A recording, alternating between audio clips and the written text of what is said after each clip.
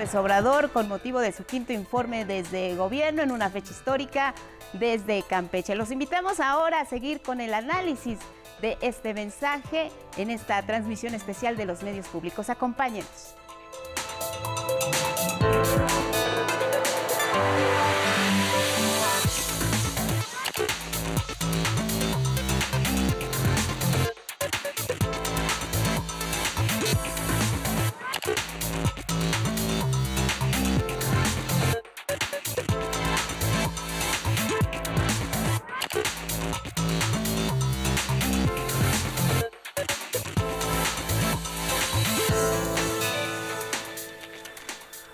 Amigas, amigos, muy buenos días, ya casi tardes. Muchas gracias por estar acompañándonos aquí en la señal del Canal 11 y de los medios públicos federales y estatales. Estamos en una transmisión especial en donde se han sumado 16 sistemas estatales, más el Canal 11, el Canal 14, Canal 22, Capital 21 y también Radio IPN.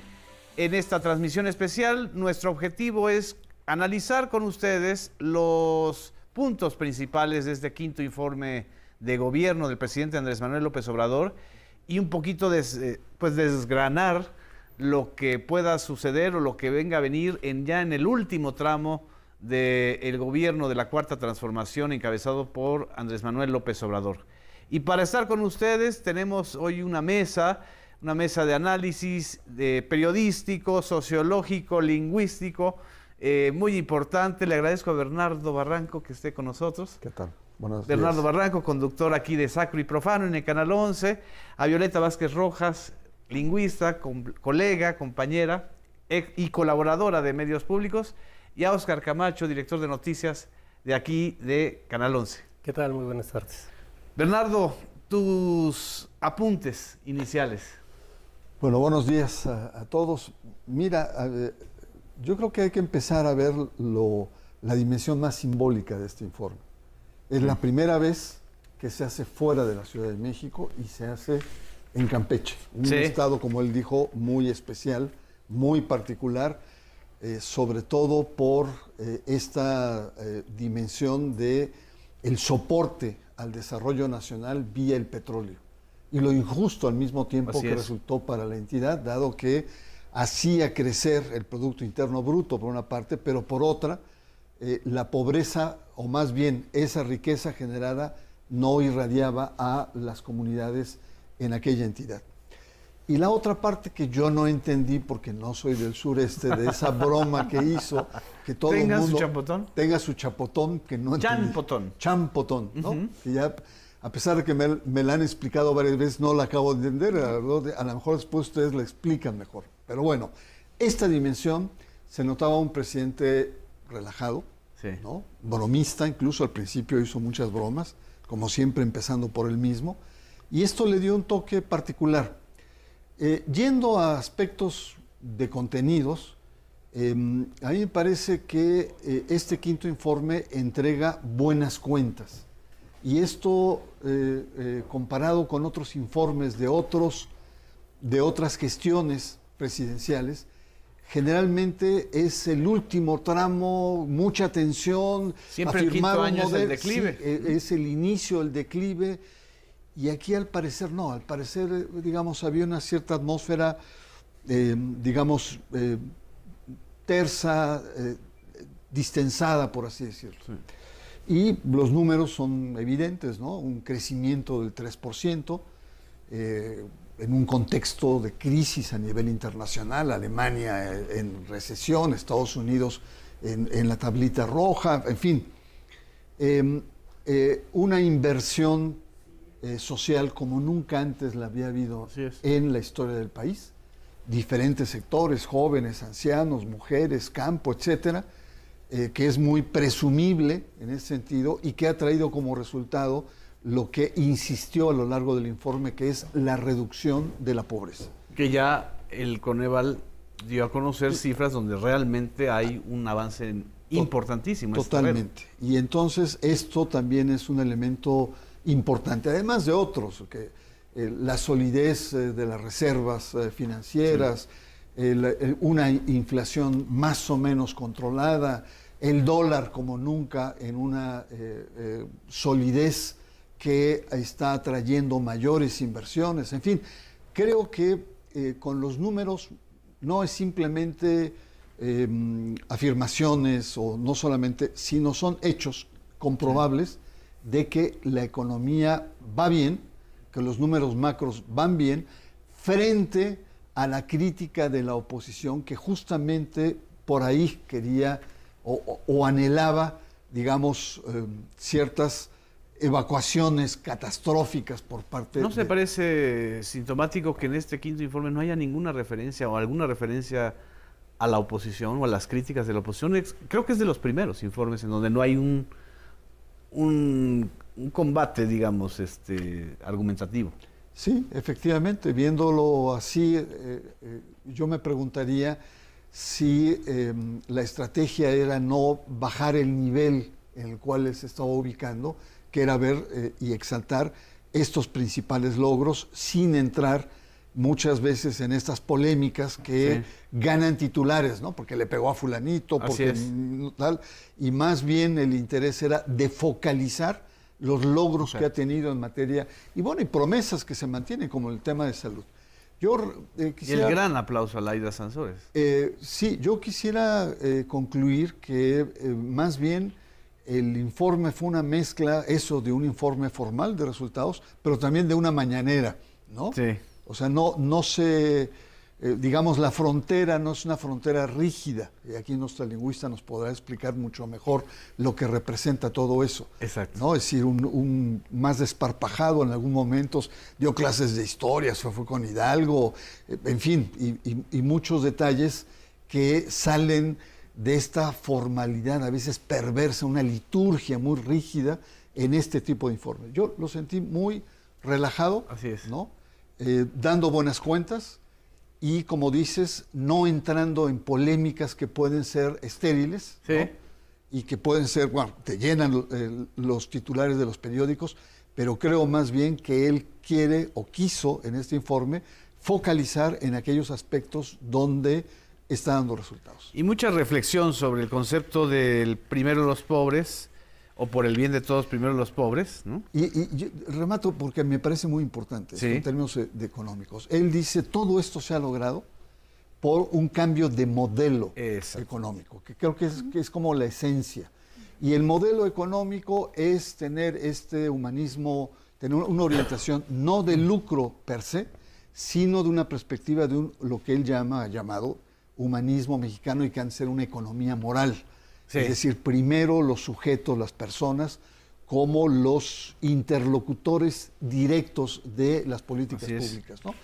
Y la palanca, dice, no ha habido impuestos que se han subido, no ha habido endeudamiento mayor, ha sido la no corrupción.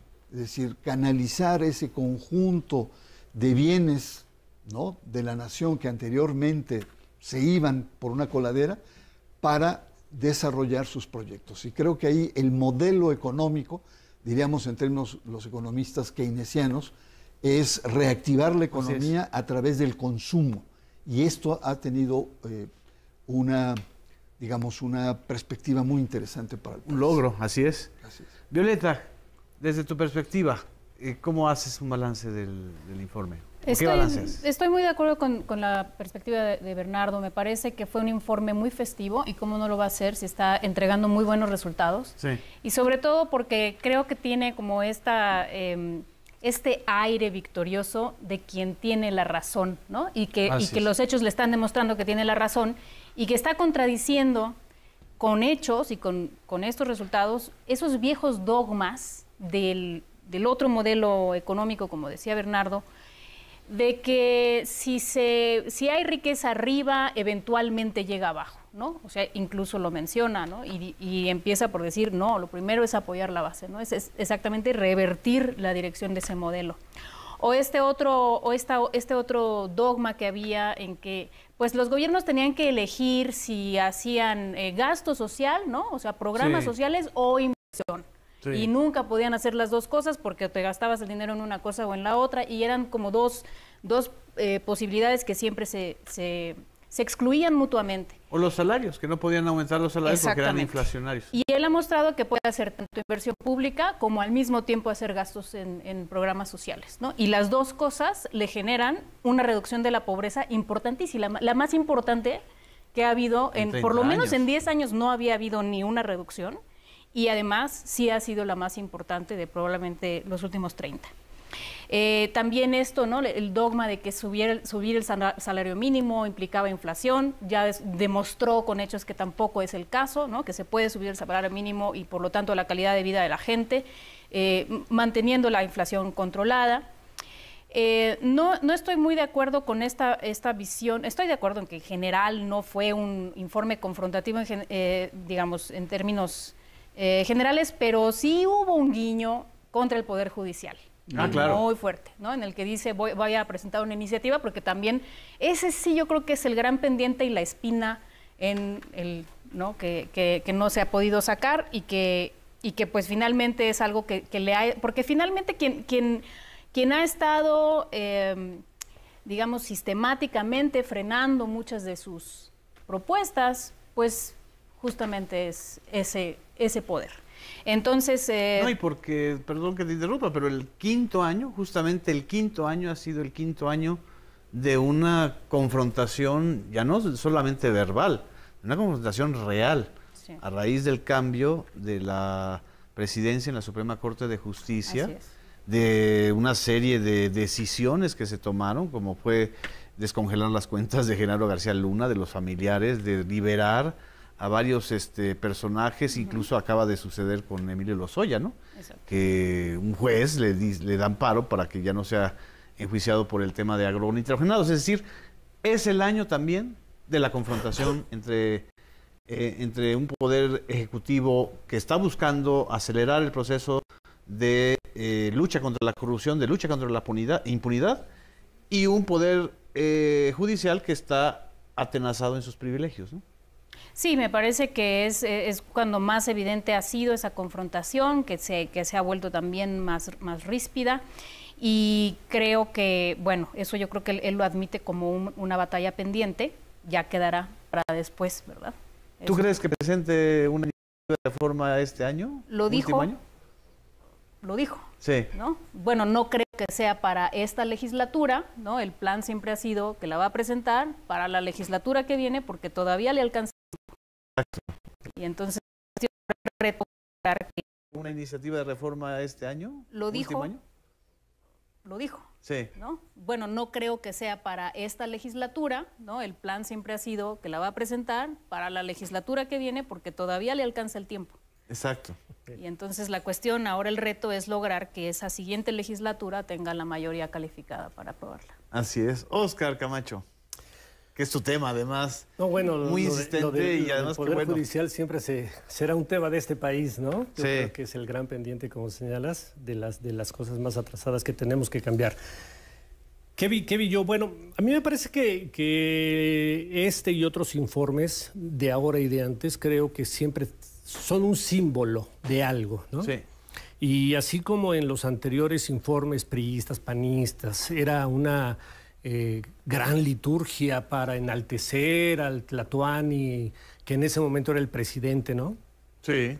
Creo que parte de la transformación cualitativa en el ejercicio del poder y parte de la transformación cualitativa que está marcando el presidente López Obrador desde el primer día de su gobierno está reflejada en este informe, tanto en la forma como en el fondo. ¿A qué me refiero? En la forma vimos llegar a un presidente en mezclilla, con una guayabera del sureste, sí, no al viejo estilo del traje más de relumbrón, ¿no? Lo vimos llegar a un escenario austero también, ¿no? Así es. Con algunos invitados, no una gran cantidad de liturgia en ese sentido. 500, ¿no? ¿Mandé? 500 personas. 500 que estaban ahí y hasta me parecía que no llegaban a eso, ¿no? Sí. Creo que es parte del cambio cualitativo. Lo hemos visto no de ahorita, lo hemos visto a lo largo de los distintos informes del presidente. Entonces creo que el presidente mantiene como la congruencia y la constancia en ese cambio cualitativo. sea, no solamente es un cambio en la economía, no solamente es un cambio en lo social, no solamente es un cambio en los medios, en muchos terrenos, hasta en estos símbolos donde se podrían aprovechar para exaltar el gran poder que tiene un presidente o que tenía. Creo que hoy está mostrando con este tipo de formas que hay un cambio. Y en el fondo no es un discurso, no es un informe que sorprenda. Sí. Y al mismo tiempo sí. ¿Por qué? No sorprende porque son informaciones que hemos visto constantemente. O sea, hay un ejercicio del poder que diario se da cuenta, se informa, sí. Y por lo tanto ya no nos sorprende. No que antes, en los informes pasados, sorprendían muchas cosas porque pues, los presidentes no informaban, ¿no? Estaban guardados en su caja de cristal y no informaban. En este caso podría no sorprender, pero al mismo tiempo sorprende porque cuando tú escuchas el conjunto de acciones que se han hecho desde el Ejecutivo, sí. Pues uno dice qué barbaridad, o sea, sí se está transformando este país. Y esa parte de es decir, no un presidente distante, sino más cercano, pero además un presidente que está en el mejor momento de su sexenio, es decir, el hecho de que lleguemos al 5º año de gobierno después de una pandemia, después de lo que ocurrió en 2021 en las elecciones federales, que fueron, pues en términos políticos, simbraron políticamente al gobierno federal, al gobierno de la 4T, todos los desafíos que se plantearon desde 2021 hasta ahora se han cumplido. Es decir, está ya terminada y operando la nueva terminal del aeropuerto Felipe Ángeles, va a supervisar el Tren Maya, una obra que además ha tenido toneladas de críticas desde un ángulo muy interesado. Ya anunció que le va a poner el tren Hidalgo a la ruta de México-Toluca, es decir, ya está abriendo una nueva obra, ya está operando, no al 100%, pero ya está empezando a refinar la refinería Dos Bocas, también de Tabasco, de la misma región de la cuenca petrolera de Campeche. Es decir, con todo esto, y además, por si fuera poco, los datos de la reducción de la pobreza confirman que la fórmula funciona, claro. Que por el bien de todo el país, primero los pobres, pero por si fuera poco, el hecho de que se haya reducido la pobreza no significa que se le haya quitado la riqueza a nadie. Es decir, los bancos tuvieron una ganancia de 250,000 millones de pesos, algo escandaloso, pero no se les redujo la ganancia, no se disminuyó la inversión extranjera directa, ni tampoco las inversiones de los grandes empresarios, ¿no? Aunque sí se redujo la cantidad o la proporción de riqueza que iban acumulando los ricos con lo que es la parte del ingreso salarial de los que menos de la tienen, desigualdad, ¿no? Creo que eso es importante. Ese es uno de los datos más interesantes de la encuesta de Coneval. El margen de desigualdad, exacto, que era tan amplio en los otros sexenios, unas 11 veces menos ingresos del primer decil al 10º decil, y ahora se ha reducido, ¿no? De 18 a 15 veces, dice. ¿Cuánto se redujo? De 18 veces a 15 veces. O sea, los más ricos son ahora 15 veces más ricos que los más pobres. Antes eran 18 veces más ricos. ¿Qué te dice, Violeta, esta frase que lanzó casi al final, que es muy interesante? Que arriba los de abajo no significa abajo los de arriba, sino abajo los privilegios. Es esta idea que los neoliberales llaman el trickle down, ¿no? Que si llueve arriba se moja abajo. Lo que está mostrando es que si la base tiene con qué gastar, a todo el mundo le va mejor. Por eso los banqueros siguen teniendo ganancias, las empresas siguen teniendo ganancias. El otro día hablábamos con Luis Munguía de la CONASAMI y decía, las pymes están contentas con el incremento del salario mínimo porque ahora tienen más ganancias, porque la gente con más dinero tiene más que gastar. Es decir, lo que me parece es que estamos cambiando la manera como pensamos. Antes nos parecía lógico, ¿no? Lo otro nos parecía lógico. Y lo que está logrando López Obrador en estos años es que aquello parezca irracional y que realmente esta otra manera de llevar la economía parezca lógica y parezca... Porque hubo una estigmatización del orden del discurso. Otra de las cifras que dijo que fue Yo no la tenía así, creo que fue uno de los datos nuevos. Dice López Obrador que en su sexenio se invirtieron 100,000 millones de pesos para las políticas de atención a los jóvenes. Sí. Dijo 14 veces lo que se invirtió en los 6 sexenios anteriores. Sí.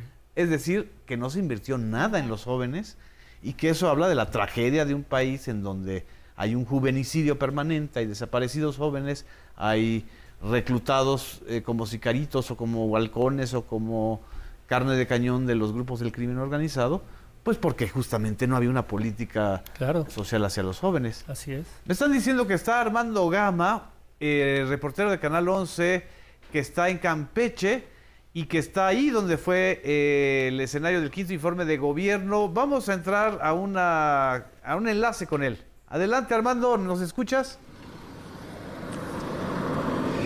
Así es, Genaro, Oscar, ¿qué tal? Amigos allá en la mesa, muy buenas tardes. En efecto, pues nos encontramos específicamente en la estación del tren San Francisco en Campeche. Esta magna obra que hoy tendrá pues un día muy importante para esta obra de infraestructura prioritaria de la Cuarta Transformación. En unos momentos más, Genaro, Oscar, amigos de los medios públicos, pues el presidente estará llegando hasta este punto. Son alrededor de 15 kilómetros los que separan a la ciudad del centro de Campeche, el centro de convenciones, en donde pues hace unos instantes el presidente rindió su 5º informe de gobierno, y de esta estación San Francisco en Campeche. Aquí mismo el presidente estará arribando y en unos minutos más estará recibiendo una explicación por parte de las empresas constructoras, porque inmediatamente después abordará por primera vez el Tren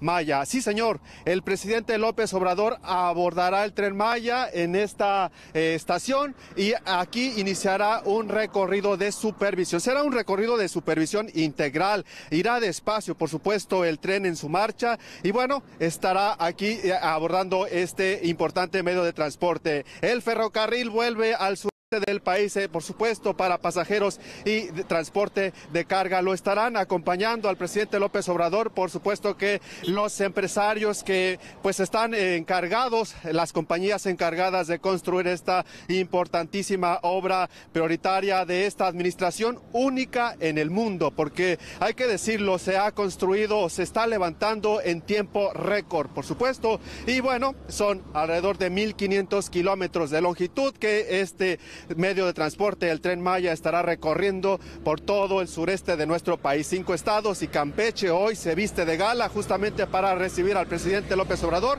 y ver el tren el Maya en movimiento. Ahora mismo se ha desplegado un discreto operativo de seguridad para justamente pues permitir el acceso al presidente. Se han dado cita hasta este punto a algunas personas, familias que han venido a externar el apoyo al presidente López Obrador y a toda su gestión. Así las cosas allá en el estudio, Genaro, Oscar, amigos de los medios públicos, a la espera prácticamente de que llegue el presidente López Obrador, pero hay que recordar que esta obra ha sido bien recibida por todos los campechanos. Vamos a escuchar qué es lo que dicen los campechanos de todo el apoyo desde el gobierno central. Por primera vez en muchos años, en décadas, se está viendo al sureste de nuestro país, a Campeche específicamente, y vamos a ver qué es lo que ellos opinan. Nos da mucho gusto tener algo que nos pueda dar más empleos, que la gente pueda venir a ver más que nada nuestro estado y que ya a nivel nacional se dé más a conocer. Y más que nada el turismo que pueda llegar. Yo creo que ha de traer progreso, ¿no? Porque pues yo creo que todo lo que hacen las autoridades son para el progreso de nuestra ciudad y de nuestro México, así creo yo. Eso sí, dieron mucho empleo por lo del Tren Maya, hubo muchos que tuvieron empleo, eso sí, porque había muchos también desempleados desde la pandemia, hubo mucho desempleo. Así que pues yo creo que también benefició a bastante gente, ¿no?, que no tenía empleo. Bueno, pues estamos a momentos, a minutos prácticamente de vivir algo inédito para nuestro país. El presidente subirá aquí en esta estación San Francisco Campeche para pues recorrer este ferrocarril y bueno, sí, unas horas después estará descendiendo en la siguiente parada que se llama Azelchacán. Azelchacán, aquí mismo en Campeche, está alrededor de una hora de trayecto, alrededor de 55 kilómetros y bueno, por la tarde estará llegando a este punto el presidente López Obrador para descender y también encabezar una reunión de supervisión. Así las cosas, así los ánimos desde este punto del estado de Campeche. Armando, explícale a la audiencia que nos está viendo a través de los medios públicos, ¿cuántas estaciones o cuántos poblados va a ser el recorrido de supervisión de hoy? Porque también entendemos, según lo que nos explicó el propio presidente, que una parte es del ferrocarril normal y otra parte es ya un ferrocarril electrizado, ¿no? O eléctrico. Así es, en efecto, Adelante. Hay que recordar que alrededor de 700 kilómetros de vía doble, es decir, de ida y vuelta, estarían pues alimentándose vía eléctrica de estos 700 de los 1.500 kilómetros de longitud que tiene todo el proyecto. Y bueno, el presidente hoy estará subiendo en esta estación. Su destino final será la ciudad de Mérida. Estaría llegando por la tarde, más tarde allá a esta ciudad. Estaría descendiendo en la estación Tella. Sin embargo, hará una parada intermedia en la estación Azelchacán. Esto aquí mismo en el estado de Campeche. Exactamente. Y bueno, estaría llegando aproximadamente en unas 3 horas más o menos, porque estará el tren recorriendo en una distancia de alrededor de 60 kilómetros por hora, perfecto. Más o menos. Perfecto. Oscar, ¿quieren hacerle alguna pregunta, Armando? No, creo que ha sido muy completo su reporte. Muchas gracias, Armando. Muchas gracias, Armando. Nos estamos viendo y disfruta Campeche. Por supuesto, seguimos al pendiente. Claro que sí, seguimos al pendiente porque ya en unos minutitos más estaría arribando a este lugar el presidente López Obrador. Muchas gracias. Es una obra realmente impresionante de ingeniería, sí, de 2 modelos. O sea, es decir, no es el viejo ferrocarril del sureste. Yo soy de Mérida, hay muchísimos recuerdos sobre lo que fue y lo importante que fue el ferrocarril del sureste para la península de Yucatán, para Campeche, para Tabasco, para Chiapas un poquito más. Pero esto ya se trata de otra cosa, porque es un modelo no solamente de turismo, sino también de transporte, de carga y, por supuesto, de unir o de crear un polo de desarrollo en donde no había el desarrollo que había o que se había concentrado, él lo ha explicado muchas veces, en la parte norte de Quintana Roo, es decir, en Cancún, en Cozumel, en Tulum, en la parte turística, ¿no? ¿Cómo ves tú este proyecto, Violeta? Bueno, creo que no solamente importa por lo que el propio tren es y lo que puede hacer, sino también porque implica todo un ordenamiento territorial y, digamos, por lo general las críticas al tren vienen orientadas hacia que va a tener un impacto. Bueno, por supuesto, porque todo proyecto de infraestructura tiene un impacto ambiental, social. Pero con lo que se debería comparar es con qué pasaría si no existiera este proyecto, si no existiera el plan del desarrollo territorial de la región. Es una región que va a seguir creciendo, pero que habría seguido creciendo, pues ahí como Dios le diera a entender, ¿no? Por ejemplo, con estas industrias porcícolas. Así es, con maquiladoras, con horarios miserables. Entonces, con explotación, ahí sí, y sin regulación de la explotación del medio ambiente. Y entonces creo que es contra eso que deberíamos comparar el impacto del Tren Maya. Por supuesto que tiene impacto, como todos los proyectos lo tienen, pero hay que compararlo con el impacto que tendría el crecimiento desordenado de ese territorio. Exacto. Y el abandono durante muchos años de Campeche, ¿no, Oscar? Sí, cómo no. Antes un poquito de tocar este punto, creo que vale la pena señalar que algo habrá pasado, yo creo que en la historia o en la vida política de Andrés Manuel, porque tuvo un cambio que originalmente él planificó y ofreció y propuso cuando todavía estaba en la oposición, hacer todo un desarrollo de tren de la Ciudad de México a Tijuana. Sí. Él decía, vamos a construir un tren de la Ciudad de México a Tijuana, y yo recuerdo que la oposición le decía que estaba loco, que cómo se podían hacer esas ofertas de campaña, ¿no? Que era imposible, prácticamente le decían que era imposible que en 6 años se pudiera hacer un tren de la Ciudad de México a Tijuana. Y resulta que alguien le dijo, oye, pues ¿por qué mejor? Yo creo que en lugar de hacerlo de México a Tijuana, vamos a el sureste también. Es que el proyecto del Tren Maya tiene por lo menos 15 años. Es decir, la gobernadora Ivonne Ortega Pacheco, la gobernadora de Yucatán, lo quiso impulsar. Sí. También al principio del sexenio de Enrique Peña Nieto, casi de manera subrepticia se habló de esa posibilidad. Lo que hizo que se cancelara es que, según los cálculos, es que ese es el tema. Sí. Aquí es un tema interesante porque a mí me tocó escribirse de eso. Según los cálculos, solo la ruta de Cancún a Mérida iba a ser sustentable económicamente. Es decir, negocio. Sí. Porque evidentemente se trataba de un negocio, es decir, Claro. iba a estar concesionado todo, como el Tren México-Querétaro de la era de Peña Nieto.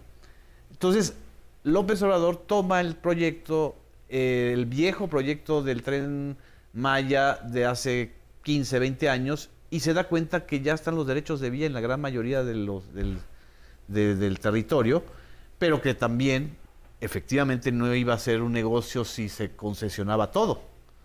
Es decir, si se dejaba todo a manos de privados, como es el modelo neoliberal. Entonces él adopta el proyecto que surge en un gobierno neoliberal, pero le da una connotación pública.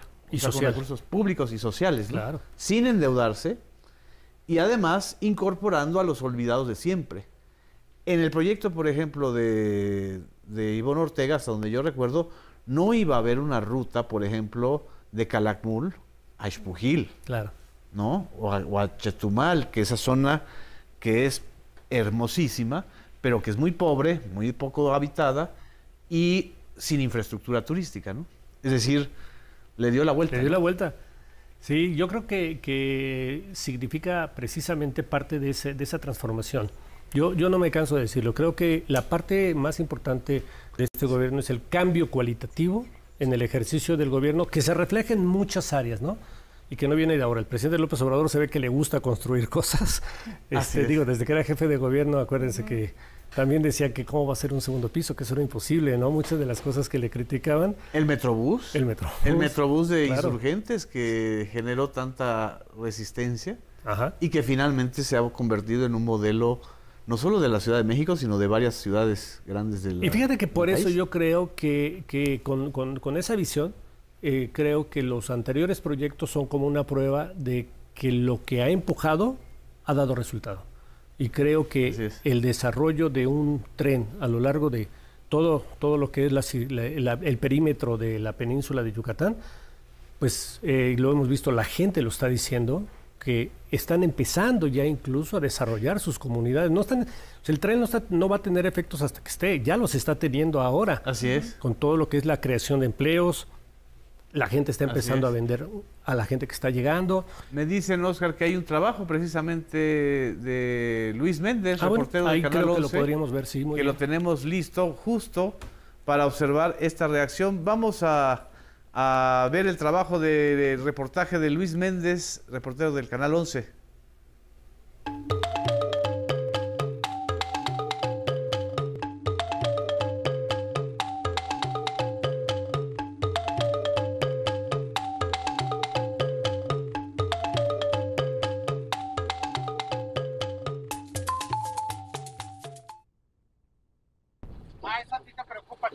Segunda parada, paradero Tenabo. Aquí no se sabe ni cómo ni cuándo. Al compás de la jarana vamos a la vaquería, dicen los pobladores de Tenabo, Campeche. Ahí, cada mayo el pueblo celebra. Es en honor al gran poder de Dios. Cada año la realizamos pidiéndole lluvia a Dios para que nuestros campesinos tengan una buena cosecha. Hacen gala de la vestimenta tradicional campechana. Bailan grandes y pequeños. Toman la plaza principal y su iglesia con 135 años de historia. En esa ciudad habrá un paradero del Tren Maya. Itzel Uc es la representante de su pueblo. Piensa que con la llegada del tren por las calles de Tenabo andarán más turistas y habrá crecimiento económico. El Tren Maya para mí es un excelente momento turístico porque permite que personas de distintos lugares nos puedan visitar y puedan conocer nuestras tradiciones, nuestras comidas. Si no hubiera existido lo que es el Tren Maya, pues Tenabo en realidad no se vendría conociendo por distintos lugares. Tenabo se ubica al norte de Campeche. Sus calles empiezan a tener un nuevo rostro por las obras sociales que se realizan como parte del proyecto integral de mejoramiento del municipio. La ubicación del paradero impactará en comunidades de Tinún y Campí. En esta región, bordar es una herencia ancestral que pasa de generación en generación entre los hilos que se bordan y los recuerdos sonoros. Y cuando ya va a entrar aquí en el pueblo de Tenabo, pitaba y nosotros corríamos y a veces mi mamá regañaba, ¿dónde vamos? Pues vamos a ver el tren. Pero ahora, esos recuerdos para esas mujeres se vuelven realidad y abren posibilidades. Pues el Tren Maya representa un gran desarrollo para nuestras ventas, nuestras artesanías. Ermelinda Q es artesana textil. Su madre fundó el taller Aguja de Oro, que es parte de la economía local. Ahora, en el paradero, imaginan la posibilidad de colocar un pequeño negocio. Son las vías del tren. Para que se vayan por las vías del tren nuestro producto. Yo sí me imagino un lugarcito, un mercado, un buen mercado, un buen lugar así para vender con la... Ajá, pues ya ve que los turistas y toda la cosa pues hacen tendríamos una mejor venta. Pese a su riqueza cultural, en Campeche apenas el 3.5% de los comercios es de artesanías. El 57.8% del comercio al por menor lo realizan mujeres. De ahí que en las bordadoras hay esperanza en el tren y confianza en sus piezas. Son puntadas que se usaban para las ropas antiguas. Para elaborar uno de estos nos lleva bastantes días, tiempo. Al menos creo que tardó como 1 mes y medio en su elaboración. Para hacer una bata campechana como es esta, tiene 2 tipos de puntadas. Tiene el shokbichuy y tiene una que se llama lomillo. Para hacer estas batas también lleva su tiempo, porque solo el bordado de lo que es esto se lleva más de 15 días. Para Laura Paz, la obra detonará el turismo internacional. Hay una señora que viene, que es de Rusia. Ella ha comprado y ha llevado artesanías campechanas a su país. Y pues nos daría mucho gusto de que así como ella vengan más. Pero para otros habitantes, los clientes ya llegaron. Pues sí, ya le estoy vendiendo a los trabajadores del Tren Maya, así que se imagina, todavía ni han venido y ellos lo consumen, los ingenieros vienen también por curiosidad y lo prueban y lo toman y les gusta. En la localidad de Santa Rosa, Doña Moringa, como se le conoce, oferta sus productos. Y yo salía a vender en la calle, entonces empezaba, hay refrescos de moringa, Cuando una persona me dijo, ¡hey, doña Moringa, quiero uno! La moringa es un árbol de hojas verdes que produce vainas con alto contenido de proteínas, vitaminas y minerales, mismos que Dinora aprovechó para su salud y fundar una pequeña empresa que por la pandemia de COVID-19 tuvo que cerrar. Sin embargo, con la llegada del tren, asegura que puede poner un negocio a las afueras de su casa. No, yo estoy feliz, la verdad, porque me queda a escasos 4 cuadras y estoy feliz porque queda cerca, porque va a venir mucha gente que va a venir de diferentes lados de la República, me atrevo a decir que de otros países. Llegar a la casa de doña Moringa dice que será más fácil. Su calle ya no es la misma. Estas calles, estas carreteras, ya podemos salir a gusto con los triciclos. Y el día que pusieron la calle, el segundo día yo pude sacar a mi madre en silla de ruedas y le di una vueltecita y ella me dice, ya me puedo morir tranquila, porque estoy viendo las cosas hermosas que están ocurriendo en Santa Rosa. El Tren Maya es esperanza. Rumbo al paradero de Geselchacán, veremos Pomuch y la Casa de los Pichanes, su producción panadera, que dice, guarda un secreto. Con imágenes de Raúl Mejía, 11 Noticias, Luis A. Méndez.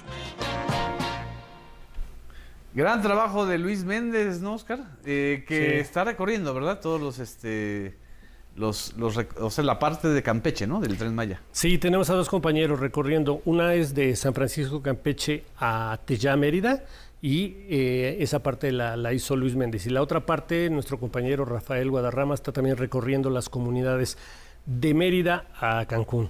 Y Sí. lo hicimos porque generalmente pues se habla mucho del tren, la técnica, la infraestructura. Pero no de las personas. Pero no de las personas, que son las más importantes, ¿no? Exactamente. Entonces, ahí en el 11 lo vamos a estar pasando. Para retornar al quinto informe, Violeta, ¿qué otros puntos creo que son importantes desde tu punto de vista destacar de este quinto informe? Bueno, el último punto que me gustaría destacar del ámbito económico, que fue definitivamente el prioritario en esta ocasión, es este dato de que México es el tercer país con menos desempleo en el mundo. Sí. Eso creo que es algo que todos lo podemos sentir cotidianamente, pero es bueno tener esa referencia, porque quiere decir que no es nada más una percepción, ¿verdad?, anecdótica.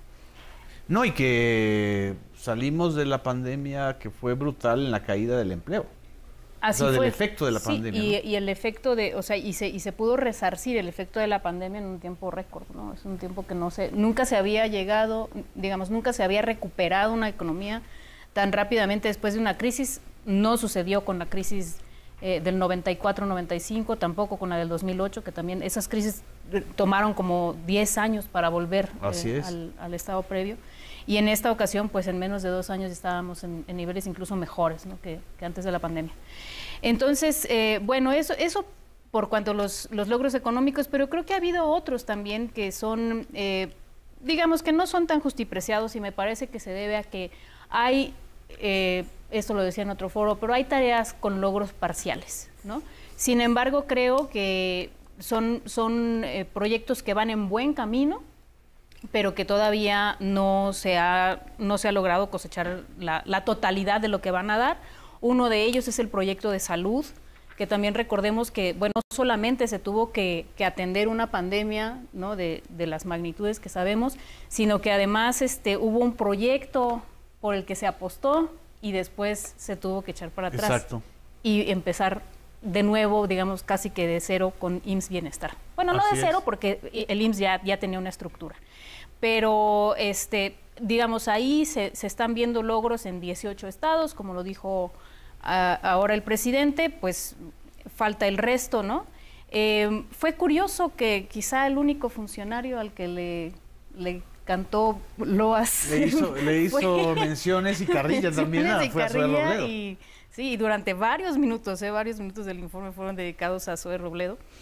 Y también la otra tarea con resultados parciales es la tarea de seguridad, que sí, en efecto, los homicidios dolosos han bajado 17% en estos 5 años, y sabemos que eso no es suficiente, ¿no? Pero algo se está haciendo que está por lo menos rindiendo los resultados que no se tuvieron en administraciones pasadas, donde solamente hubo incremento en la incidencia delictiva. Así es.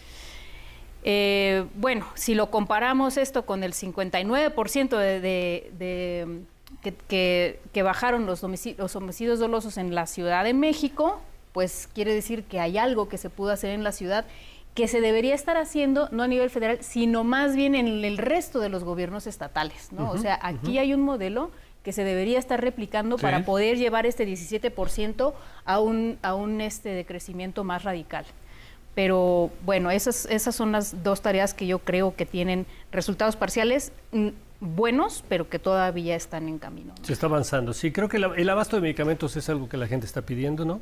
Creo que en ese son los retos que todavía tiene el gobierno del presidente López Obrador. A mí de lo que señalas me llama mucho la atención, cómo, como decía yo, en un informe se sintetizan muchas cosas, pero como hemos visto a lo largo de todo el sexenio que se informa cotidianamente, a veces no se le da importancia. La parte económica, el presidente ha dejado de medirla en términos de crecimiento, como se hacía siempre antes, ¿no? Y se presumía, crecimos en 3 o crecimos en 4. El crecimiento era el referente. Hoy el presidente mide lo que está haciendo en materia económica con otros parámetros.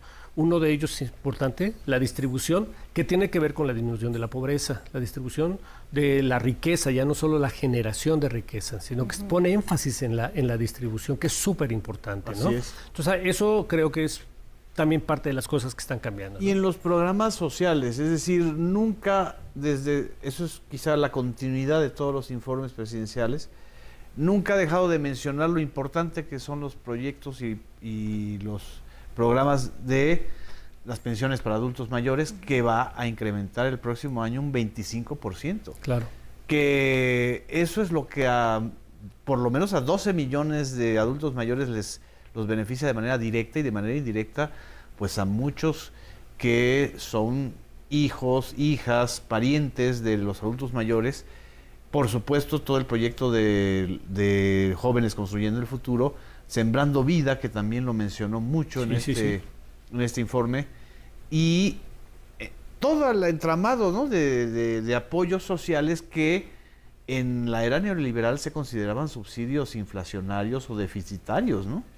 Y otra vez volvió a demostrar que no es cierto, es decir, que apostar recursos de manera directa para los sectores más desfavorecidos te levanta toda la economía, no te la quiebra, como era la amenaza de los neoliberales. Lo que quebró a la economía mexicana pues fue justo el FOBAPROA, justo el modelo de beneficiar nada más a la parte mínima de la cúpula de la pirámide, ¿no? Todas estas políticas que durante años impulsaron los llamados Chicago Boys, la Escuela de Economía de Chicago, que exactamente proponía esto que estabas señalando. Generemos riqueza y que escurra, o sea, démosle las obras. Creo que traducido al lenguaje mexicano es, ahí les van las obras, ¿no? No, el peligro que ellos tenían, decían que eso es populismo, o sea, siempre siguen con ese discurso, ¿no?, de que ayudar a los sectores más desfavorecidos es populismo, pero él está demostrando en los hechos, con las cifras, que no son cifras del propio gobierno, sino también de organismos al margen o autónomos o independientes de la estructura hacendaria y gubernamental, como son los recientes del INEGI y del Coneval, demostrando que sí hay una disminución de la pobreza. Claro. Ahora, en términos mediáticos... Si me permites más tantito para completar un poco algo de lo que decía Bernardo hace rato, que no entendía por qué decía tomen su Chapotón, ¿no? Ah, claro. Tiene que ver con esto, exactamente. Chapotón es la segunda ciudad más importante de Campeche y ha sido 3 veces, le llaman 3 veces heroica la ciudad. Una de las ocasiones en que ha sido heroica es porque fue la primera vez que se le infligió una derrota por parte de los mayas a las fuerzas españolas. Así es. Y entonces es una manera de decir, tomen para que aprendan, los estamos derrotando, ¿no? Así es. Esa es, digamos, la manera como lo está utilizando y como se utiliza en el sureste esa frase de Chapotón, ¿no? Es decir, tomen su intento de triunfo, su intento de someternos, tomen su intento de sobajarnos, ¿no? Así es. Es decir, los estamos derrotando. Así es. Me están avisando que podemos tener un enlace en vivo con Armando Gama.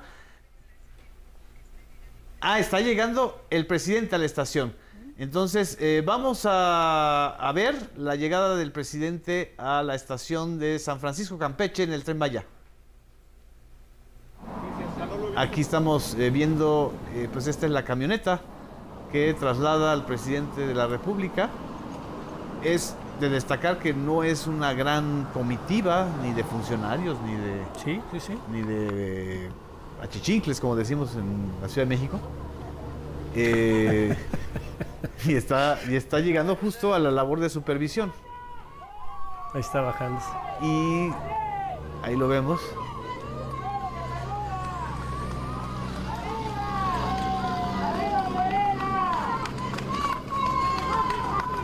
Creo que está acompañado por algunos otros funcionarios, pero... ¿A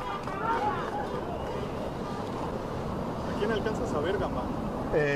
No, a nadie. Pues ya va a empezar el trabajo de supervisión del Tren Maya y en diciembre de este año ya debe estar completada toda la supervisión e iniciada la obra, ¿no? Eso es muy, muy importante. Quería comentarles y preguntarles, hasta donde yo observé y escuché, el informe no tuvo grandes loas o grandes logros, digamos, que puedan ser presumidos en materia de seguridad, ¿no? Aunque sí hay una reducción sustancial. ¿No le quiso entrar a ese terreno el presidente de la República desde su punto de vista? ¿O cómo valoramos que no se haya concentrado en este tema que mediáticamente todos los días, la gran mayoría de los medios concesionados, pues empiezan con una agenda casi de nota roja, ¿no, Violeta? Es que creo que es precisamente por eso, porque no, o sea, como decíamos hace ratito, no es que no haya bajado la incidencia delictiva y no es que no haya resultados, sino que creo que ahorita justo estamos en el medio de una andanada mediática que toma este tema, que es una de las tareas inacabadas, un poco yo creo que también para aminorar la posibilidad de cantar los logros económicos, ¿no? Exacto. Sin embargo, bueno, una cosa que también me gustaría destacar, ahorita que estaban hablando de los cambios cualitativos, es que hay un cambio de visión no solamente en el ámbito económico, sino en, digamos, en la contraparte social de eso. Sí. O en la contraparte ideológica incluso, ¿no? Que es una nueva manera de ver ciertas cosas que antes se nos presentaban como ayudas, ¿no? Como ayudas clientelares, ¿no? Formación de clientelas, ahora se conciben como derechos, ¿no? Así es. Esto que estabas diciendo de la pensión de los adultos mayores, las becas Benito Juárez, todas estas cosas que ahora están consagradas constitucionalmente como derechos.